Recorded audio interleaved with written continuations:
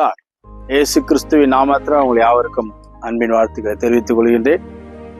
இந்த அருமையான நாளில இந்த உலகத்துல நம்ம நல்லவங்களா வாழணும்னு தான் ஆசைப்படுறோம். ஆனா இந்த சமுதாயம் நம்மளை சும்மா விடவே விடாது. நீங்க அமைதியா இருந்தா கூட சண்டை உங்களை தேடி வரும். யார் பிரச்சனைக்கு போகாம இருந்தா கூட பிரச்சனை உன்னை தானா தேடி வரும். இது போல வந்துச்சுன்னா என்ன செய்யணுன்றத நீங்க ஞாபகத்தை வச்சுங்க. பதற வேணாம், சிதற வேணாம், பொறுமையா இருங்க. தானாமே காணாம போயிடும். ஸோ இது குறித்து பைபிள் என்ன சொல்லுது தெரியுமா?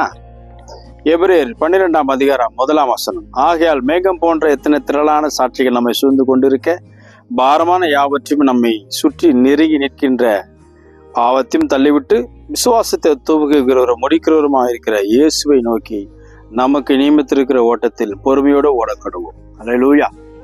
அப்போ நம்ம கொஞ்சம் பொறுமையா ஓடுறத பார்க்கணும். வேகமா ஓடிடாதீங்க. அவங்க இப்படி சொல்றாங்களா, அவங்க முன்னாடி வாழ்ந்து காட்டணும், இவங்களுக்கு முன்னாடி நான் வாழ்ந்து காட்டணும்னு சொல்லி அவங்களோட பெரிய ஆளுன்னு சொல்லி கடன் வாங்கி மாட்டிக்காதீங்க. இருக்கிறது போதும். பொறுமையா இருங்க. ஜெபம் பண்றீங்களா, சர்ச்சைக்கு போறீங்களா, கரெக்டா அதன்படி கரெக்டா போங்க வாங்க. மற்றபடி மற்றவங்க அதை வாங்கிட்டாங்க இதை வாங்கிட்டாங்க சொல்லி நீங்க அவங்க மேல ஒரு பொறாமப்பட்டு வாங்கிடாதீங்க. எதையாவது மாட்டிப்பீங்க. உங்களுக்கு நியமிக்கப்பட்ட ஓட்டத்துல பொறுமையா ஓடுங்க. ஒரு நாள் ஒன்று வரும், ஆண்டு உங்களை உயர்ந்த இடத்துல வைப்பார். சரியா?